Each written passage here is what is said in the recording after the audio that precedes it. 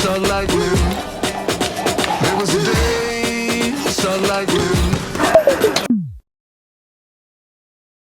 Si vous entraînez assez souvent, vous savez ce que ça fait d'aller s'entraîner sans ses écouteurs pour écouter sa musique. C'est pas le même feeling, c'est pas le même ressenti. C'est intéressant de voir à quel point la musique peut créer ou détruire l'ambiance d'un entraînement. Pour cela, je me suis vraiment intéressé à savoir quelle place avait la musique dans nos performances et comment elle permet de mettre de l'enthousiasme, de l'engouement pour vraiment tirer le meilleur de nous-mêmes. Parce qu'il y a vraiment un rapprochement à faire. Dans certaines compétitions sportives, la musique est très régulée, voire interdite. C'est à quel point elle impacte notre cerveau. Par exemple, dans les sports de combat comme à la UFC, dans les compétitions de Muay Thai, dans les compétitions de boxe, la musique peut en quelque sorte inhiber la sensation de douleur qui permet de pousser à travers et de mieux combattre. Dans le marathon de New York, les coureurs n'ont pas le droit d'écouter de la musique. Parce qu'en quelque sorte, le fait d'écouter de la musique, ça permet d'avoir un rythme, de mieux synchroniser. La musique permet de réguler le rythme cardiaque et de pouvoir se concentrer avec une meilleure précision. Ce qui détermine si une musique est adaptée à un exercice, ça va être le BPM, le battement par minute, qui est le tempo de la musique. Pour cette vidéo, ce sera vraiment la mesure qui va me permettre de déterminer si une musique est adaptée ou non à l'entraînement. On va classer 5 styles de musique sur un système de pointage. Il y aura 4 catégories. La force maximale qu'on arrive à produire si une musique nous aide à pousser plus lourd. Deuxièmement, le cardio, c'est-à-dire la capacité à faire un effort prolongé, notamment du jogging, de la course, mais aussi des entraînements, disons crossfit, vraiment des entraînements qui sont longs, qui sont très intenses pendant une longue période.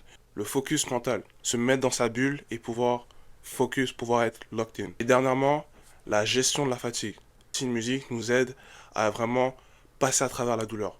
On va être tellement stimulé que c'est secondaire. J'essaie de vraiment d'avoir une image globale de quelle musique est la meilleure.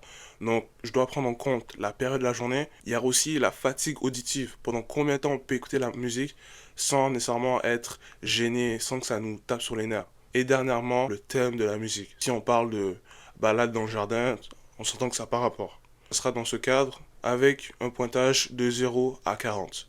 Comme c'est moi qui fais la vidéo, c'est possible que le classement soit biaisé par mes opinions et mes expériences. J'essaie de le plus objectif, mais voilà, je vais me baser sur mon expérience pour juger si ça fait du sens.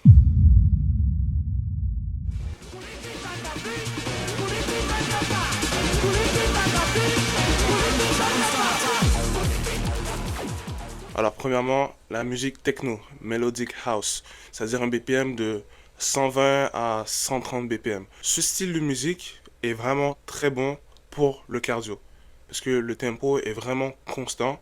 Ça me permet de donner une sorte de ligne de fond sur laquelle on peut se reposer. Ça nous garde allumés, ça nous garde alimentés pour vraiment faire des sessions cardio qui sont longues. Niveau force, il peut manquer un peu d'impact émotionnel comparé à d'autres musiques qui va vraiment nous chercher, qui va vraiment sortir le meilleur de nous-mêmes, mais c'est un plus. Pour le focus mental, peu comme pour le cardio, ça donne vraiment le ton pour l'entraînement. On rentre dans le train et on passe à travers assez facilement. Beaucoup de gens qui font du crossfit notamment, parce qu'à mon gym il y a une section crossfit, et j'entends souvent ce genre de musique. Donc par association, 1 plus 1 égale à 2, je sais à quel point le crossfit c'est dur, même si, bon, tout le monde n'est pas d'accord. Mais en soi, si je suis objectif, c'est vraiment une musique qui permet de se mettre dans une zone, d'être dans un état de flow. En général, les musiques techno, c'est des musiques qui sont remixées d'autres styles de musique. Donc, c'est vraiment quelque chose de modifié. Et en soi, c'est des musiques qui sont faites pour l'entraînement. Maintenant, deuxième style de musique, le R&B et le soul. Donc, c'est à peu près le même style de musique. C'est quelque chose qui est assez lent. Donc pour ça, franchement, ça va être tout droit. En général, ça tourne environ entre 60 et 90 BPM, qui est relativement très bas. Donc c'est pas quelque chose qu'on va écouter pour performer, pour vraiment pousser ses limites. Après, on veut quelque chose qui va vraiment nous motiver, pas quelque chose qui va nous endormir, nous mettre dans un état détendu. Vraiment quelque chose de très sensuel en général, des musiques de R&B, des musiques de soul. Donc ça, c'est vraiment le minimum. Les paroles, par le lyrics, on peut être dans un état de bien-être et être plus concentré. Je peux comprendre. Vraiment, j'essaie vraiment de leur donner des fleurs, mais le R&B et le soul, c'est pas quelque chose pour l'entraînement. Troisième catégorie, le funk / le heavy metal. C'est vraiment une catégorie, vous aimez, soit vous aimez pas.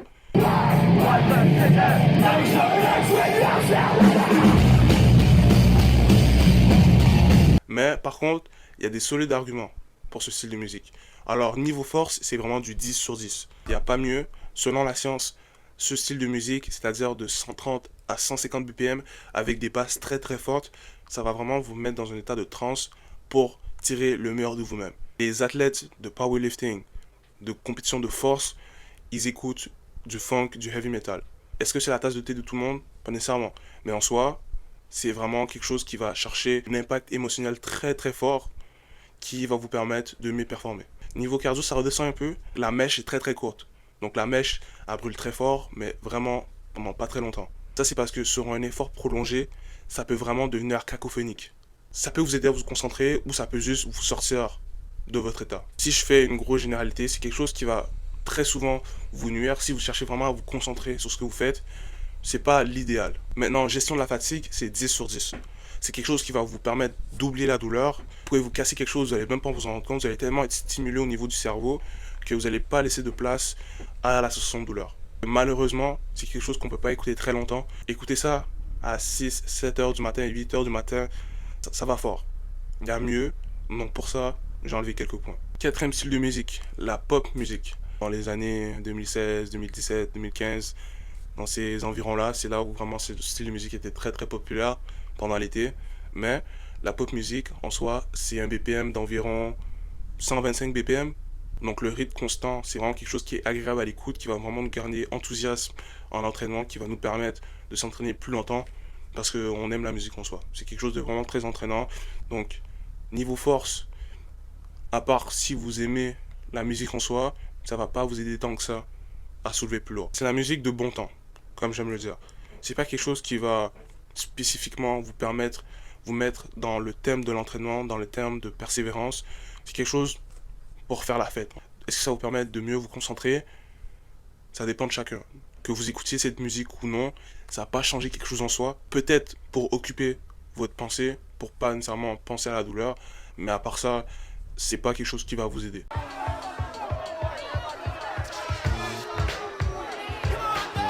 Quatrièmement, le rap. Alors le rap, c'est vraiment écrit intéressant parce qu'il y a vraiment une grosse gamme de choix.